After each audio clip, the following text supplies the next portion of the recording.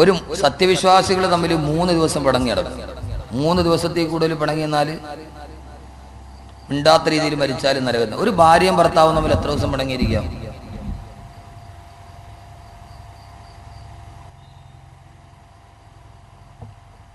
മുഅ്മിനീങ്ങൾ തമ്മിൽ 3 ദിവസം. ഒരു ഭാര്യയും ഭർത്താവും തമ്മിൽ എത്ര ദിവസം പിണങ്ങിയിരിക്കാം? പിണങ്ങിയിരിക്കാൻ പാടില്ല, എളുപ്പമാണ്, പാടൊട്ടുമില്ല. 24 മണിക്കൂർ ഒരു ദിവസത്തിൽ കൂടുതൽ ഭാര്യയും ഭർത്താവും പിണങ്ങിയിരിക്കാൻ പാടില്ല. അള്ളാഹുവിന്റെ പ്രവാചകൻ പറഞ്ഞൊരു ഭാര്യയും ഭർത്താവും തമ്മിൽ ഒരു ദിവസത്തിൽ കൂടുതൽ പിണങ്ങിയിരിക്കുകയും അവർ രണ്ടുപേരും തമ്മിൽ പരസ്പരം മിണ്ടാത്ത സാഹചര്യത്തിൽ അവരിൽ ഒരാൾ മരണപ്പെട്ടു പോയാൽ അവരിരുവരും നരകത്തിലാണെന്ന് ലോകൈക നബി മുഹമ്മദുർ റസൂലുള്ളാഹ്. ഭാര്യ ഭർത്താക്കന്മാരുടെ ഇടയിൽ പിണക്കം സ്വാഭാവികമാണ്. അള്ളാഹുവിന്റെ റസൂൽ ആയിഷാബി തമ്മിൽ പിണങ്ങും. ഒരു ദിവസം അള്ളാഹുവിന്റെ റസൂൽ ആയിഷാബിയുടെ വീട്ടിൽ ഭക്ഷണം കഴിച്ചുകൊണ്ടിരിക്കുകയാണ്. ആ സമയത്ത് മൈമൂന ബീവിയുടെ വീട്ടിൽ നിന്ന് കുറച്ച് കറി കൊടുത്തോട്ട് റസൂലുള്ളാഹ്ക്ക്. വേറൊരു ഭാര്യയാണ് മൈമൂന. ആയിഷ ബീവിക്ക് ഇത് ഇഷ്ടപ്പെട്ടില്ല. താൻ പാചകം ചെയ്ത ഭക്ഷണം കഴിച്ചുകൊണ്ട് റസൂലുള്ള തന്റെ വീട്ടിൽ ഇരിക്കുമ്പോൾ വേറൊരു ഭാര്യയായ മൈമൂന ബീവിയുടെ വീട്ടിൽ നിന്ന് ഭക്ഷണം കൊടുത്തു വിട്ടത്, കറി കൊടുത്തു വിട്ടത് റസൂലുള്ളാഹ്ക്ക് ഇഷ്ടപ്പെട്ടില്ല, ആയിഷ ബീവിക്ക് ഇഷ്ടപ്പെട്ടില്ല.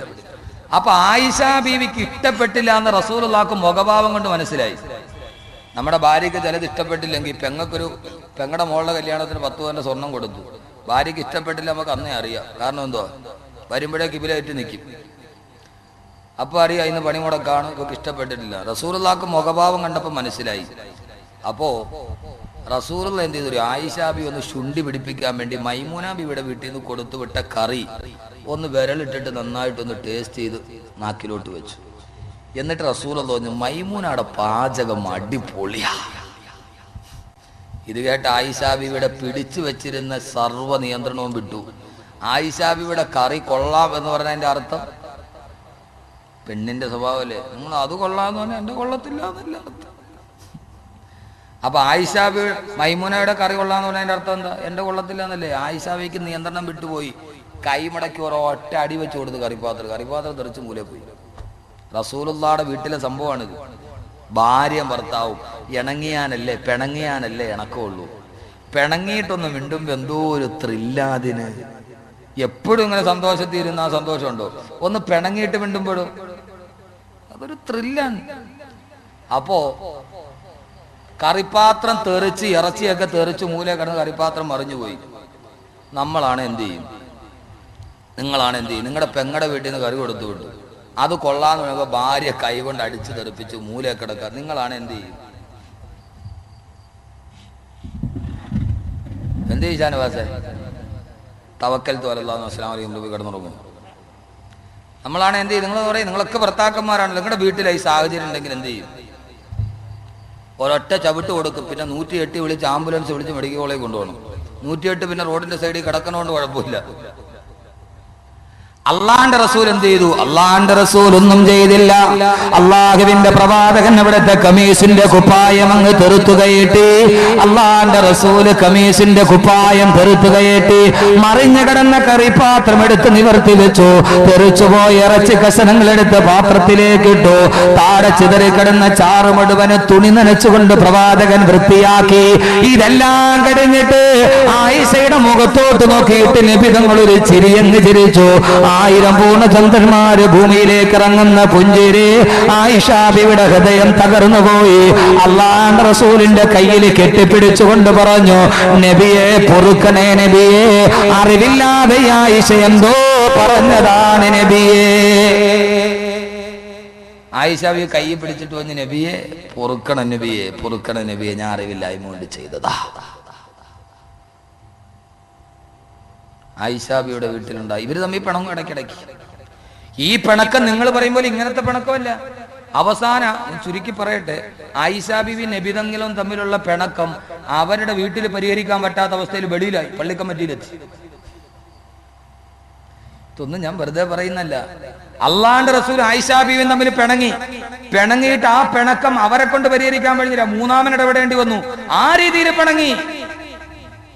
അള്ളാഹുവിന്റെ പ്രവാചകനും ആയിഷാ ബീവിയും തമ്മിൽ പിണങ്ങി. അവസാനം അവരുടെ പിണക്കം വല്ലാതെ ഉച്ചസ്ഥായിലെത്തിയപ്പോ അള്ളാഹുവിന്റെ പ്രവാചകൻ അബൂബക്കർ റളിയല്ലാഹു അൻഹുവിനെ മധ്യസ്ഥനാക്കി അവസാനിപ്പിക്കുകയാണ് ഈ പുണ്യമായ വെള്ളിയാഴ്ച രാവിൽ. സഹോദരങ്ങളെ, അല്ലാഹുവിന്റെ റസൂലും ആയിഷാ ബീവിയും പിണങ്ങി. അവരെ രണ്ടുപേരെയും ഇടയിൽ അബൂബക്കർ റളിയല്ലാഹു അൻഹു മധ്യസ്ഥനാകുന്നത് വരെ ആയിഷാ ബീവിയുടെ പിതാവാണ് അബൂബക്കർ റളിയല്ലാഹു അൻഹു. അല്ലാഹുവിന്റെ റസൂലും ആയിഷയും വീട്ടിൽ പിണങ്ങിയിരിക്കുമ്പോ അബൂബക്കർ റളിയല്ലാഹു അൻഹു കടന്നു വന്നു. എന്നിട്ട് അവരോട് രണ്ട് കക്ഷികളോടും കാര്യം ചോദിക്കുകയാണ്. ആ സമയത്ത് അല്ലാഹുവിന്റെ റസൂൽ അടുക്കളയിൽ നിൽക്കുന്ന ആയിഷാ ബീവിയോട് ചോദിച്ചു, ആയിഷ, ആദ്യം നീ പറയുന്നോ അതല്ല ഞാൻ പറയണോ ആയിഷ? അബൂബക്കർ റളിയല്ലാഹു മധ്യസ്ഥനായിട്ട് വന്നു. സാധാരണ മധ്യസ്ഥം വരുമ്പം രണ്ടുപേരെയും വിളിക്കും. എന്തോടെ ഇടയ്ക്കിടയ്ക്ക് മൈക്കിന് ഒതു മുറിയുന്നത്? 108 പറഞ്ഞുള്ളൂ വന്നു. അപ്പോ അബൂബക്കർ റളിയല്ലാഹു മധ്യസ്ഥനായിട്ട് നിൽക്കുകയാണ്. രണ്ടുപേരും അപ്പുറം ഇപ്പുറം നിന്നു. മധ്യസ്ഥൻ ചോദിച്ചു, എന്താ വിഷയം? അപ്പൊ അള്ളാഹുവിന്റെ റസൂൽ, സാധാരണ നമ്മൾ എന്ത് പറയും? ഭർത്താവ് ഭാര്യയോട്, ആയിഷാ ബിയോട് റസൂലുള്ള ചോദിക്കാൻ, ആയിഷ, ആദ്യം നീ പറയണോ അതല്ല ഞാൻ പറയണോ? ഭാര്യയും ഭർത്താവിന് വഴക്കുണ്ടാക്കിയിട്ട് മധ്യസ്ഥം വന്നിട്ട് ചോദിക്കുകയാണ് ഭർത്താവ്. നമ്മൾ ചോദിക്കുക, ആദ്യം നീ പറയണോ അതല്ല ഞാൻ പറയണോ എന്ന് ചോദിച്ചാൽ ഭാര്യ പറയണോ മറുപടി എന്തായിരിക്കും? ആദ്യം നിങ്ങളങ്ങ് നിങ്ങൾ പറഞ്ഞു തീർത്തിട്ട് എനിക്ക് കുറച്ച് പറയാനുണ്ട്. ആദ്യം നിങ്ങൾ പറഞ്ഞ് തീർന്നു കഴിഞ്ഞിട്ട് വേണം എനിക്ക് 4 വർത്താനം ഇവരോട് പറയാനുണ്ട്. അതല്ലേ സാധാരണ പെണ്ണുങ്ങൾ പറയണ. ആദ്യം അവര് പറയൂല. ആയിഷാ ബീവി റളിയല്ലാഹു തആല അൻഹ പറഞ്ഞു, അല്ലാഹുവിന്റെ റസൂലേ, നിങ്ങൾ ആദ്യം പറഞ്ഞുകൊള്ളുക, ഞാൻ പിന്നീടേ പറയുന്നുള്ളൂ. എന്റെ ഉപ്പാനോട് എനിക്ക് കുറെ കാര്യം പറയാനുണ്ട്, അതുകൊണ്ട് റസൂലേ നിങ്ങൾ പറഞ്ഞുകൊള്ളുക എന്ന് പറഞ്ഞിട്ട് ആയിഷാ ബീവി കുറെ കൂടി പറഞ്ഞു, ലാഖൂലു ഇല്ലൽ ഹഖാ, ഓ നബിയെ ഉള്ളതേ പറയാവൂ, കള്ളം പറയല്ല നബിയെ. സഹോദരങ്ങളെ, കരയുക, ചിന്തിക്കുക സഹോദരങ്ങളെ.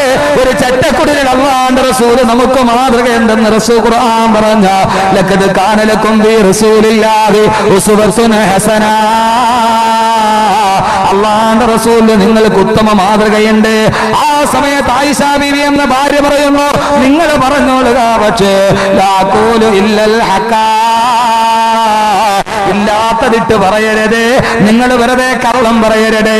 നമ്മുടെയൊക്കെ വീട്ടിൽ സംഭവിക്കുന്നത് പോലെ വെറുതെ കൈന്നിട്ട് പറയരുതെന്ന് ഭർത്താവിനോട് ഭാര്യ പറയുമ്പോ ഇത് കേട്ട് നിന്ന് അബൂബക്കർ റളിയല്ലാഹു അൻഹുവിനെ സഹിക്കാൻ കഴിയുന്നില്ല. ചാടി എഴുന്നേറ്റ് ആയിഷാ ബീവിയുടെ പെടലിയിൽ ആഞ്ഞടിച്ചു അബൂബക്കർ റളിയല്ലാഹു അൻഹു. മകളല്ലേ, അടിക്കാൻ സ്വാതന്ത്ര്യമുണ്ട്. അബൂബക്കർ റളിയല്ലാഹു അൻഹു വല്ലാത്ത ദേഷ്യത്തോടെ ചോദിച്ചു, ആയിഷ, എന്താ നീ പറഞ്ഞത്? അല്ലാഹുവിന്റെ റസൂലിനോട് കള്ളം പറയരുതെന്നോ?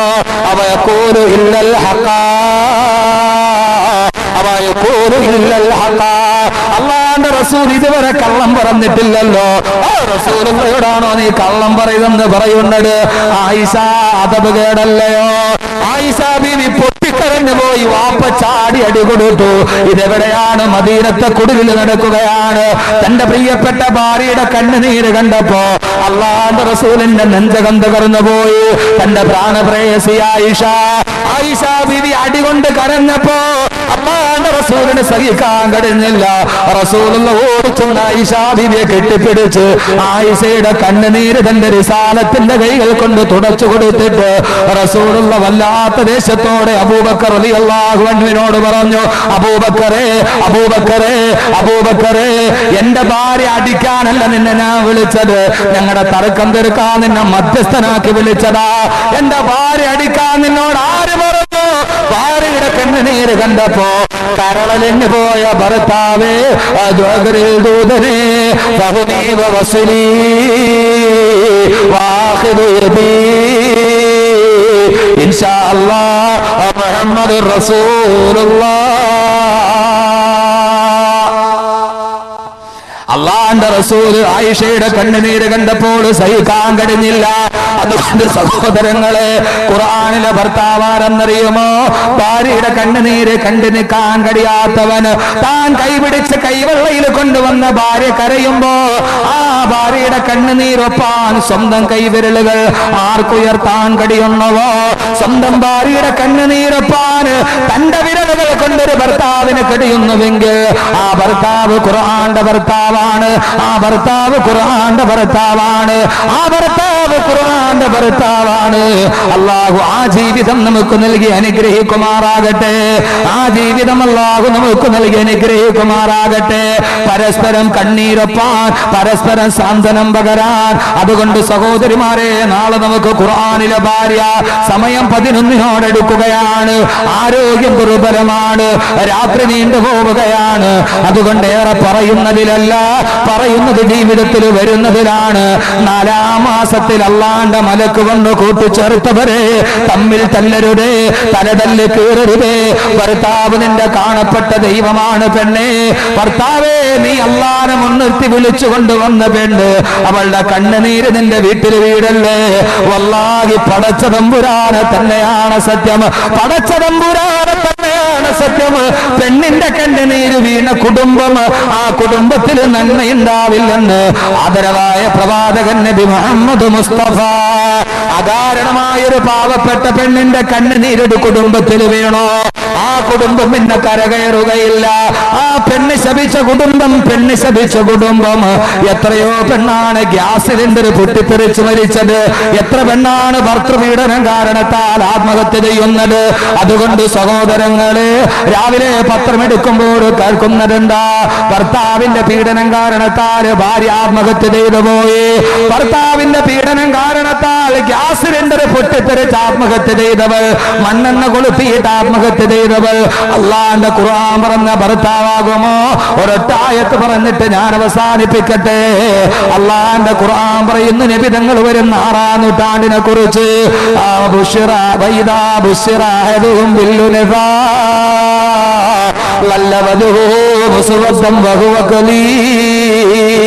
പെണ്ണ് ജനിച്ചാൽ ജീവനോടെ പെണ്ണിനെ കുഴിച്ചു മൂടിയിരുന്ന കാട്ടറബികൾ ആ പെണ്ണിനെ അവർ ജീവിക്കാൻ അനുവദിച്ചിരുന്നില്ല. ആ സമ്പ്രദായത്തെ വിലക്കിക്കൊണ്ട് അല്ലാഹുവിന്റെ ഖുർആന്റെ ആയത്തിറങ്ങി. നാളെ പെണ്ണിനെ ജീവനോടെ കുഴിച്ചു മൂടിയവർ, ജീവിതം തകർത്തവർ, ആ പെണ്ണിന്റെ കണ്ണുനീരിന് കാരണക്കാരായവർ, നാളെ അല്ലാഹു ജീവനോടെ കുഴിച്ചു മൂടപ്പെട്ട പെണ്ണുങ്ങള്, കുട്ടികളെ അല്ലാഹു നാളെ പരലോകത്ത് കൊണ്ടുവരും. എന്നിട്ട് അല്ലാഹു അവരോട് നേരിട്ട് ചോദിക്കും അത്രേ. ജീവിതം നിഷേധിക്കപ്പെട്ട, ജീവിക്കാൻ അനുവാദം നൽകപ്പെടാത്ത, ജീവനോടെ കുഴിച്ചു മൂടപ്പെട്ട പെൺകുട്ടികൾ, അവരെ അല്ലാഹു നാളെ പരലോകത്ത് ഹാജരാക്കും. അല്ലാഹു അവരോട് നേരിട്ട് ചോദിക്കും. ഞാനല്ല ഖുർആൻ പറയുന്നു,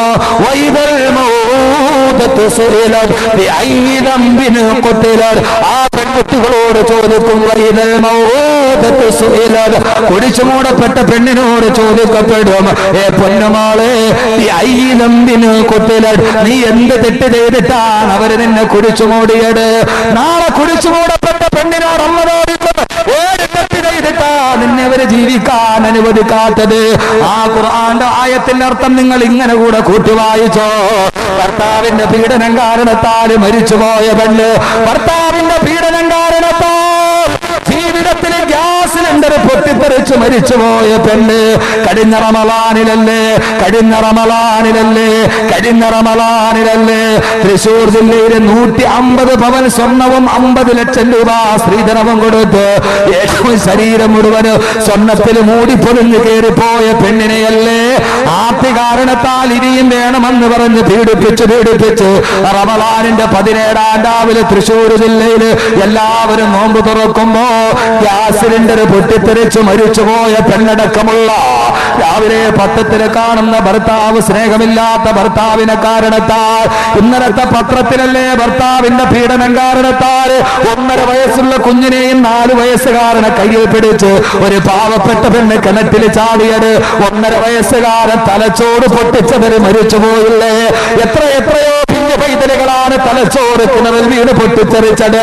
എത്ര നിരപരാധിയായ പെണ്ണാണ്. 18 വർഷം വാപ്പ കഷ്ടപ്പെട്ട് വളർത്തിയ പെണ്ണിന് നിന്റെ കയ്യിൽ വന്നപ്പോ നീ പീഡനത്താൽ അവളെ ആത്മഹത്യയോട്ട് തള്ളിവിട്ടുവോ?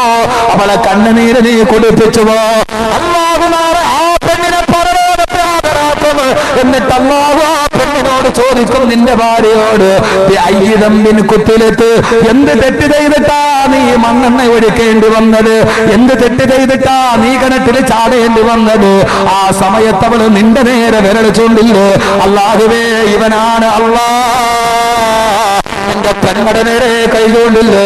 അല്ലാഹുവേ, ഇവളാണ് അല്ലാഹ്. അമ്മായിയമ്മയുടെ നേരെ കൈചൂണ്ടില്ലേ? അതുകൊണ്ട് ഭർത്താവേ, നിന്റെ ഉത്തരവാദിത്വം നിർവഹിക്കണം. നാളെ പരലോകത്ത് കണ്ണുനീര് കുടിച്ചതുണ്ട് നിനക്കെതിരെ പറയുമെന്ന് അള്ളാഹ് അവളോട് ചോദിക്കും. നിന്റെ മരണത്തിന്റെ കാരണക്കാരിയാരാ? അല്ലാഹുവേ, ഇവനാണ് റബ്ബേ. നമ്മുടെ കൈപിടിച്ച വിരല്, നമ്മെ കെട്ടിപ്പിടിച്ച വിരല്, നമ്മുടെ സന്താനങ്ങൾക്ക് മുലയൂട്ടാൻ കൊടുത്ത വിരല്, ഓ വിരല് നമുക്കെതിരെ തിരിയണ്ടെങ്കിൽ ഖുർആനിലെ ഭർത്താവാകുക, ഖുർആനിലെ ഭർത്താവാകുക, ഖുർആനിലെ ഭർത്താവ്